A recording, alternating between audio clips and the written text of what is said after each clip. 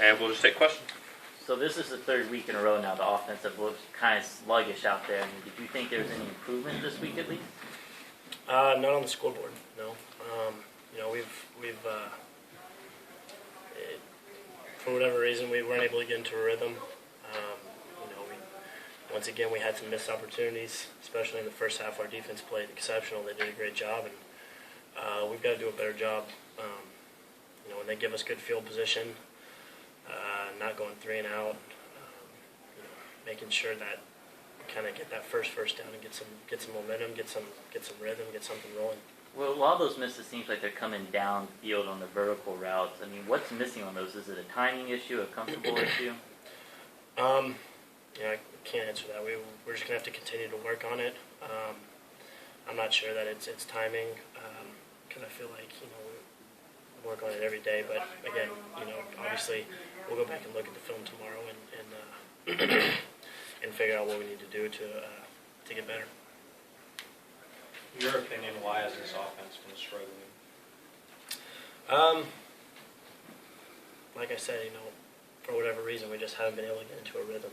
Whether that's not converting on third downs or getting in the red zone and sputtering out, and only coming away with 3, which we did a few times in the Baylor game, and then obviously our only chance today. So it's we've got to do a better job of in practice, having a little bit of a sense of urgency, and put ourselves in those game situations, see yourself doing it, and give yourself a better chance to be successful. You took more hits today than you've probably taken all season combined. How do you feel physically after this game? We'll probably have a ton of guys in there in treatment tomorrow. Give credit to their defensive line for being able to put some pressure on. Honestly, also, they were able to send some blitzes and do a good job of bringing more than we were able to pick up. So, but like I said, just have to get into the training room and get physically ready for Monday. It seemed like their cornerbacks did really a good job with helping your guys. Would you agree? And well, what were you seeing? I don't know if it was necessarily, I agree with you. I think their corners did do a very good job. But I think it was them being able to change up their scheme. They changed up coverages quite a bit, kind of kept us off balance, and we weren't able to really get into a rhythm in terms of what coverages they were going to play. And so that's a credit to them. They were off, and then they were off at the snap, and then they were jumping up and playing flats, or they were pressing at the snap and they were bailing out. So, as an offense, we've just got to do a good job with our eyes post snap and talk to each other on the sideline and about what we're seeing, and so that we're able to take advantage of some of the stuff they're doing when they're trying to disguise coverages. There were some big play opportunities where you threw just a little behind or just a little over the receiver. Is there anything mechanically that you're dealing with, or timing? That not mechanical. It's just a matter of I've got to make the play and put it where our guy needs it to make the catch. And I thought our receivers did a good job. Obviously, in the second half, when the game was out of reach, we put a couple drives together off our own goal line and did a good job. But we've got to be able to do that earlier in the game, and that's on me as a quarterback, and we've got to be able to timing wise continue to work on it in practice, or just to get things happening quicker. And like I said, put yourself in that situation in practice so that it gives you a better chance to be successful. Drew Jones always talks about getting better around you. How would you assess your wide receivers' performance today? Well, they did a good job. Like I said, their defensive backs did a good job disguising coverages. Their secondary did a good job. Their backers were kind of flying around and getting in passing lanes, and then they were able to create pressure. So, a lot of that comes down to having to throw quick passing plays, and again, they were flying around. But I thought our receivers did a good job of making plays when they presented themselves, and I've just got to get them the ball in better situations for them to have success. Ben Gottschalk got helped off twice, and then when the game was a little bit out of hand in the second half, are you surprised that he kept coming back in? Well, he's a tough kid, and we all want to be out there. It's obviously your pride's hurt when you look up at the scoreboard, but we're got to continue to fight, and that's what Coach kept preaching to us, is just continue to fight.